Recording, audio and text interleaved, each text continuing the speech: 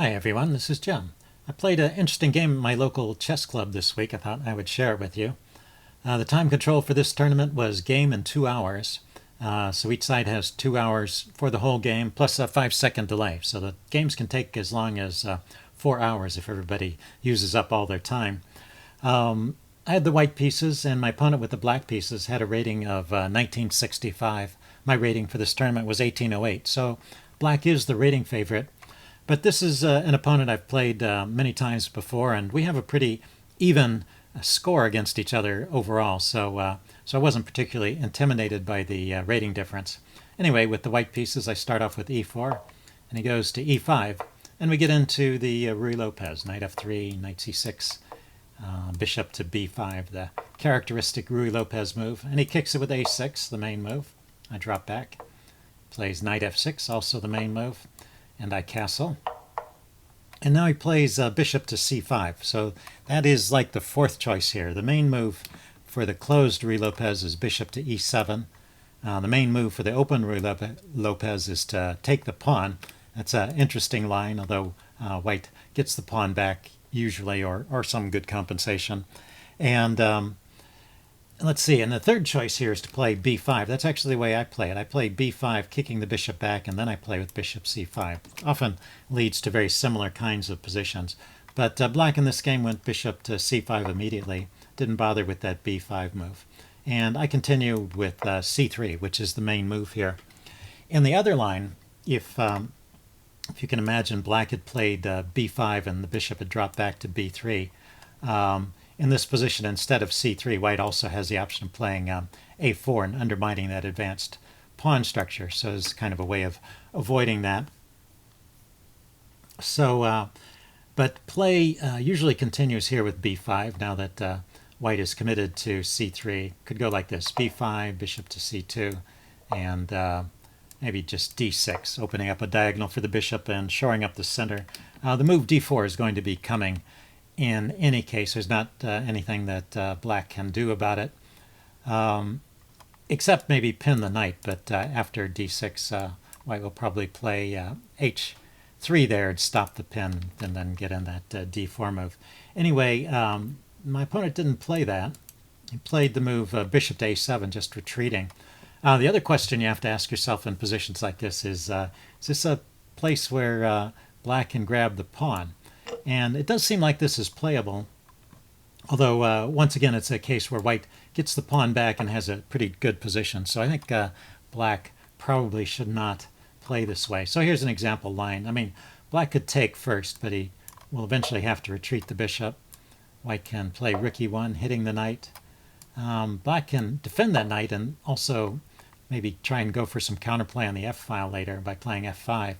Now knight bd2, more pressure on this knight, and black can castle. So there's a way of giving the pawn back and trying to get some active pieces here. Like I said, maybe some play on the f-file. So white takes here and gets the pawn back. He doesn't play bishop, or he doesn't play rook takes right away, but plays bishop to g5 first is best, kicking the queen, and then playing with rook takes e4, and then black can play d6, shore up the center and also open a diagonal for his bishop. But I think, well, the material is now even, and white just looks a little more active. So I think white is better in this position. So that's why black probably should not grab that pawn at this point. So as I said, my opponent went bishop to a7 here, and I went rook to e1 defending. I chose at this point to defend. The chess engine says I can continue to ignore it and play a move like d4. And it gives this line, d4 castles, d takes e5, knight takes e4. And that's kind of an interesting line. This does kind of look like the open Ruy Lopez. Often white will get this advanced e-pawn with the open Ruy, and black will try and get pressure against it. But it has its own unique characteristics too, with this bishop here.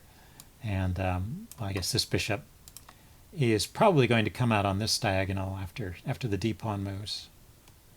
I know, I could go either way, couldn't it? I could kick this bishop back and go to b7. Anyway, that would be another way of playing this.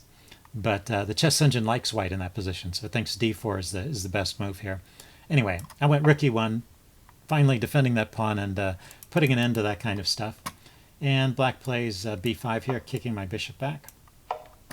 I go all the way to c2. I could have stopped at b3.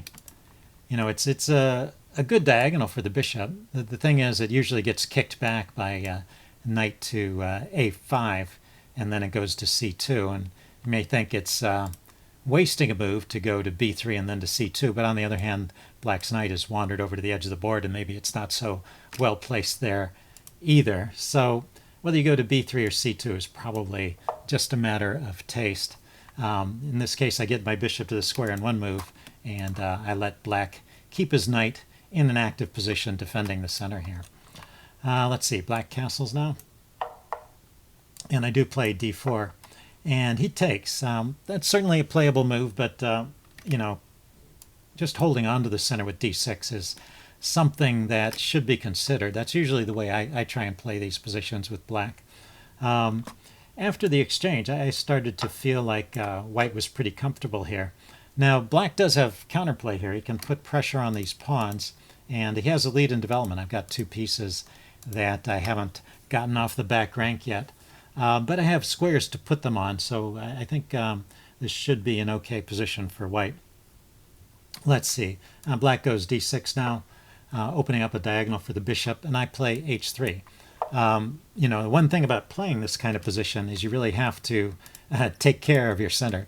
You know, you've got an advantage of more space because of that center, but you can't neglect it and expect it to take care of itself. It's a little bit fragile because the c-pawn has been traded off, so the d-pawn, for example, is not supported by anything other than pieces.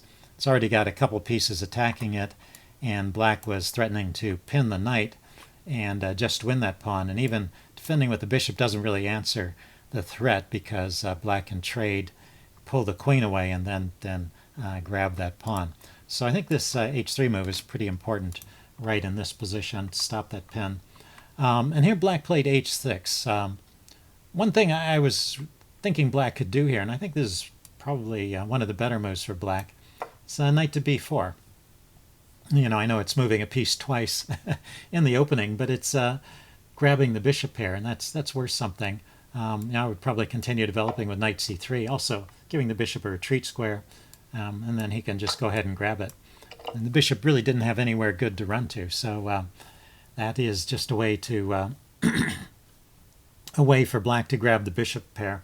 White still has the big center, so I think white is still better in this position, but it would have been an interesting way to play.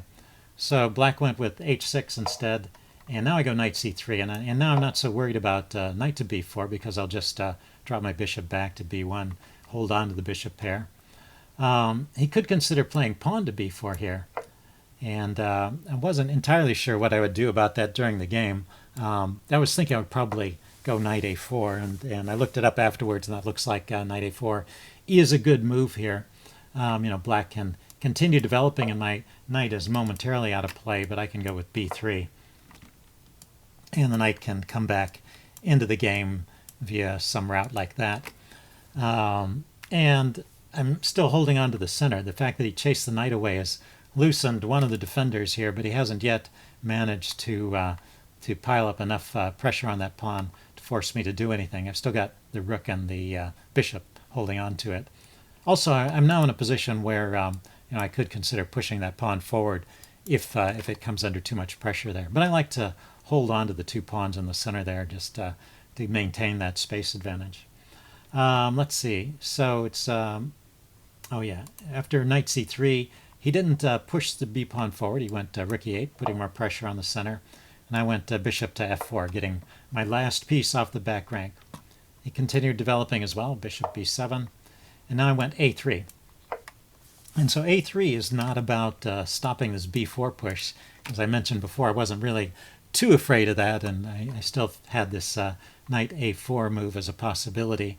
The real point of this move is to allow me to play queen to d3 and set up this battery. And my opponent did pause here and think a little bit about this position, what he was going to do. And eventually he settled on the move rook to c8. So I think maybe this move is the beginning of where black starts to get into trouble.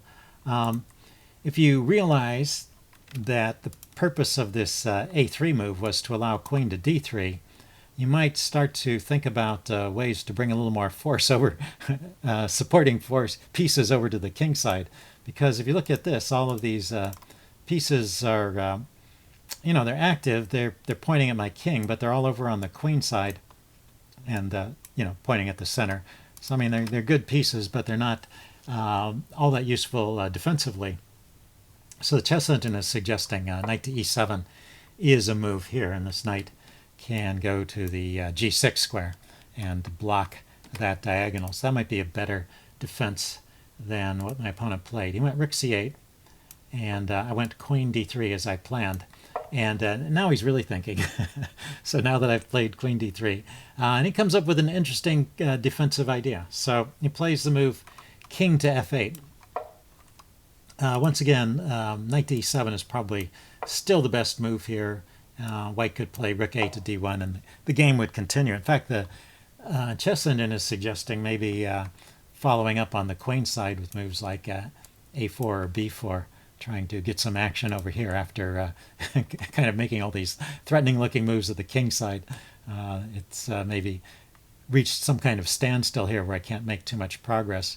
If I push this pawn forward, there's always the idea that black has of trading that pawn off and just trading queens here, and just that eliminates a lot of my attacking potential by doing that. So maybe it's not so easy for me to continue to make progress here after knight e7. Anyway, he had a different defensive idea. He's playing king f8, and he's going to bring this knight over to e7 to g8 and defend that way. And another point of this move is that when my queen comes into the h7 square, it's not going to be with check. So it's going to take me a couple of moves to kind of maneuver my pieces around to their ideal positions here. Anyway, he went king f8, and I didn't think pushing ahead immediately was working or giving me much of an advantage. So I was looking around for another move to improve my position, and I came up with this move knight d5, and I think this was a good choice. So this kind of puts black in an awkward position. Now I really am threatening to take, and he takes back with the queen and then push my pawn forward and then come in here to the king side. I was thinking that would be pretty good. I didn't know what he would do about it. The chess engine is saying actually knight b8 is a way to play this. And well, this kind of threatens to take that pawn and take the knight and win a pawn there, win one of his center pawns. So knight takes f6 is the best move here. And then the queen is attacking the bishop, so the bishop drops back. And then after the bishop is no longer in this diagonal, black can play g6. And so defend this diagonal with the pawn. This pawn on h6 is loose, but like I said, my bishop got knocked back first, so it's not hanging at the moment. And while this is still a good position for white, his pieces are well posted, and this knight is going to have to redeploy at some point. It's not an overwhelming advantage, so it's still a game to be played. But, well, definitely white is to be preferred there. Anyway, my opponent took the knight. And actually, when I was thinking about this knight d5 move, I kind of ruled this move out. I thought it was just unplayable. And the reason is I'll take back with a pawn, and when he has to respond to that. So it means that I get in my queen to h7 with tempo. And so that's what happened. That's how the game went. He went knight e7 here. And I did have to pause and think at this moment. It's something you want to consider for yourself. I mean, this queen to h7 has been in my plans all along, and I have some ideas for a follow-up. But at the same time, these pawns here in the center are really weak. Particularly this d pawn is the front d pawn. The pawn on d5 is going to fall very quickly, and the bishop gets over here and can defend along this diagonal. So it was not entirely clear to me at this point if my queen h7 idea was a winning idea. But it's sort of a question of what else should I play at this point. It seems like that's really the only way to continue, and I just have to hope that my play is enough to compensate for whatever I give up in the center. And I need to take advantage of this moment when black's pieces are all on the wrong side of the board and I have an opportunity to drop my queen in. So, I calculated ahead as best I could, and I still could not see my way clear to a sure advantage, but it seemed like I had to play that move. So queen to h7, and now he plays knight to g8, so he's defending against the check on the back rank. And I go queen h8. So it's taken me 2 moves, which I've had to play, and they weren't particularly forcing because he got his king out of the way, and so now he has time to play a defensive move here. I had calculated about this far, and I was thinking he might be able to get away with a move like f6 here, with the idea, I knew I was going to follow up with bishop h7. This was my plan, and then I thought he might be able to play king f7, and that's about as far ahead as I could calculate. And I said, well, if we get to this position, I've still got a knight that can hop into the game. I've got a bishop, and his king, is just a little bit cut off. So I just decided to go for this. Now, looking at this with the chess engine, it turns out that that this is winning for white. So my intuition wasn't too far off. I play a move like knight h4 here, and let's see if he moves his knight out of the way to try and force my queen. The one thing that's a bit awkward is my queen has no moves, right? So everything has to happen with tempo here. But in fact, bishop to g6 check here is it's not mate in this case because the knight can take it. That's right. I have to throw in one more move here. I have to take the rook with check, and then he takes back, and then I go here with check. So it all has to be with check, but the result is a forced mate. So in fact, this is a very good position for me. And as long as I can keep finding little tricks like that to secure my queen's position, then I should be okay. So anyway, he had a different idea for defense. Let's see, I came in, I went queen h8, and then instead of playing f6, he went ahead and he traded rooks first. That could have been done at any point. And then he played bishop takes d5. And so his idea is he's going to move that pawn out of the way, and the bishop will also help defend on the king side. So the king would, unfortunately this file is blocked, but it would allow the king to walk away from the knight, and the knight would still be defended. But of course, my rook is preventing his king from coming anywhere. Anyway, I continue with bishop h7, so that's my plan. And now he has to move the f-pawn, and he played f6. And after f6, I think it is, actually the game has been over for a while, but at this point I was starting to realize that I had a win during the game. I wasn't entirely sure. And the move I played here is knight h4. There are other ways to win this, but this is kind of a nice one. If he tries something like this, I realized that I have this check, and the king has to come up like this, and let's see, then I can retreat my bishop. But there's even better moves here. I think is it bishop here? Yeah, actually, I forget the best move at this point. But in any case, I can save my pieces and continue the attack. So pushing that g-pawn forward doesn't do anything. In fact, and the threat here, I should say, is that suppose the king moves, and the bishop comes to g6, forcing the king back, and the knight comes into f5, and there's a mate threat here. And if the queen comes, then the rook can come here and block the queen out. So this is all looking very dangerous, and in fact it is completely winning. He found the best move here, but here let's go instead of f6. Since f6 allows me to play knight h4, you might think about the move f5 here. And if I just play something simple like bishop takes f5, the game would continue for a while. Let's see, he has to move the rook, and then bishop e4 was given by the chess engine as the best move, but it's not an immediate crushing attack. But the thing is, after f5, the best move here is to, first take this knight off, and then take on h6. This bishop takes h6 idea is pretty nice. Not one that I found out during the game, but one I found later. So if he takes here, queen takes, king comes up, and then the knight comes in.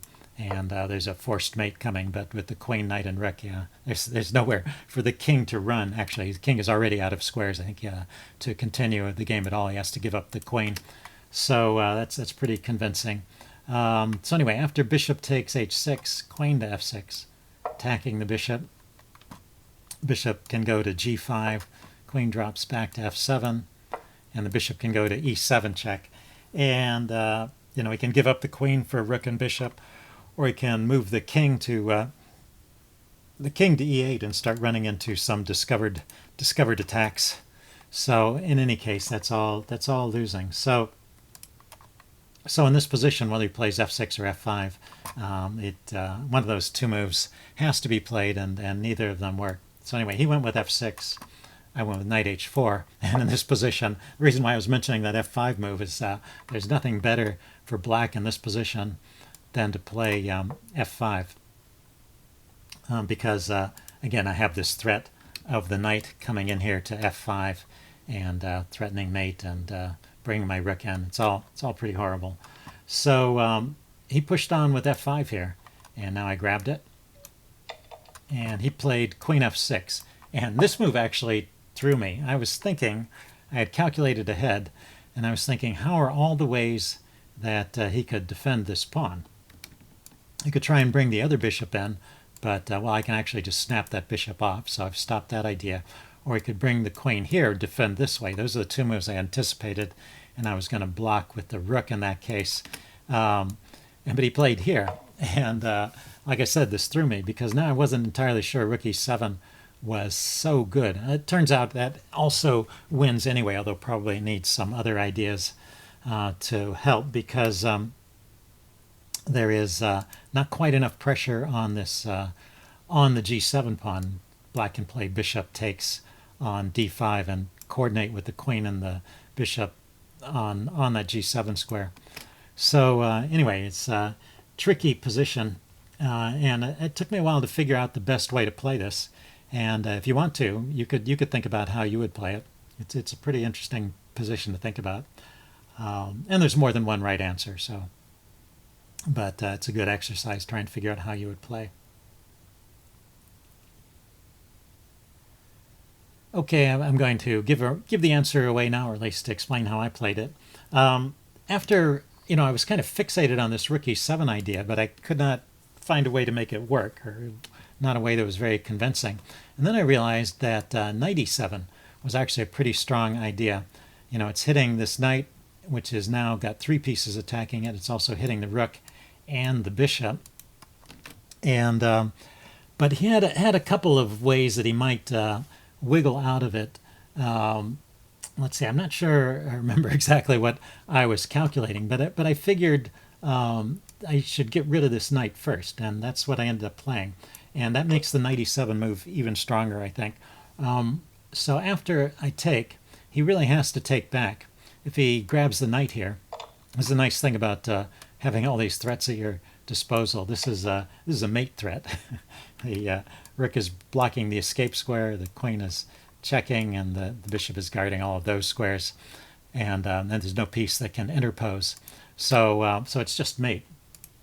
So all my loose pieces here are no problem. So he has to take. And now I play knight e7. So I was just trying to improve this knight e7 move. And now he's got to choose between getting mated over here or giving up the rook. Yeah, that was the position. That was the move I had trouble with in the other position. I thought without that exchange, he might be able to play a move like rook to e8 and get some pressure on my loose rook back here, or tempo against it. So, but I traded first, and then I put the knight here. And now if he plays rook to e8, I have the move knight here with check, and I think that is winning. So so I don't have to worry about rook to e8 here. Oh yeah, also rook to e8, I have the immediate queen takes bishop mate. I guess that was the point too. Okay. Anyway, it's all pretty good for white at this point. He went queen f7. He's got to defend this bishop, defend against the mate threat here, and then he just gave up the rook. So I'm a piece up, but he's got some ideas here too. He played queen takes bishop. I was wondering, actually, if bishop takes d4 was an idea here, so that it's threatening queen takes bishop and then also threatening on f2. But it's a little too slow, apparently. I can come back here with knight e7, and once again, he can't take the bishop or he will get mated by queen takes on g8. So bishop takes d4 doesn't work. He went with queen takes f4, so getting some material back, but I can grab this bishop and I stay a rook up. So at this point he starts grabbing pawns. Queen takes d4, and I played knight to c6 here.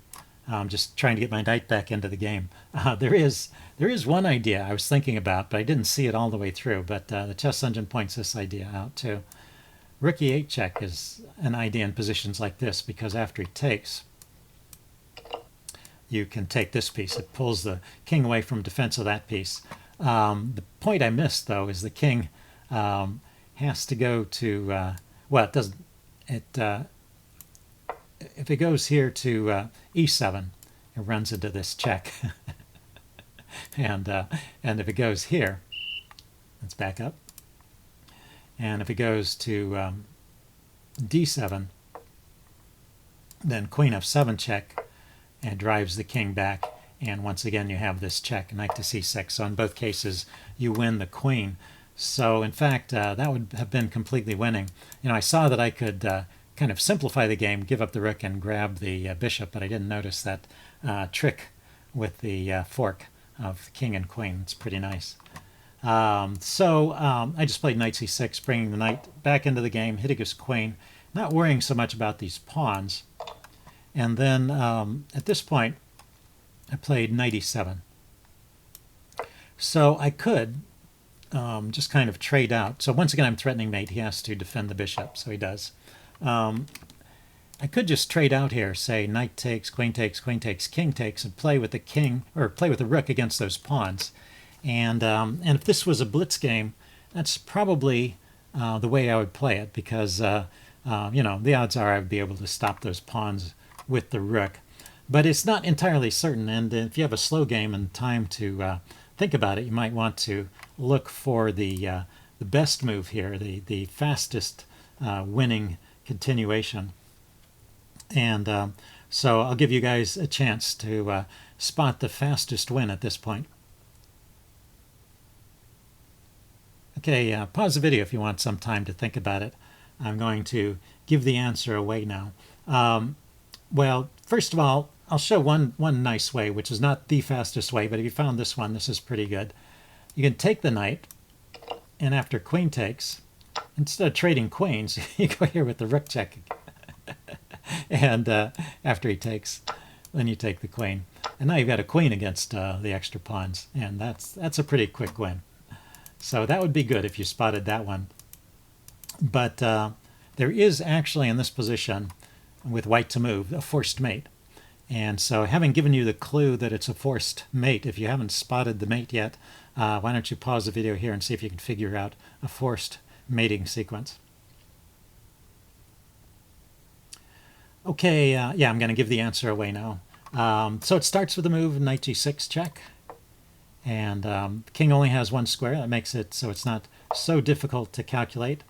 And then you go rook to e7 check, giving up the knight, but this leads into the mating sequence. So if he goes to f6, I think it also, it turns out to be the same thing. So you might as well take the knight. He takes here, and you take here with check. Now I didn't actually calculate this whole sequence. I had calculated up to this point, and I saw that, well, if worse comes to worse, I can go check here and take the bishop and still be a rook up. And so I wasn't worried about this position.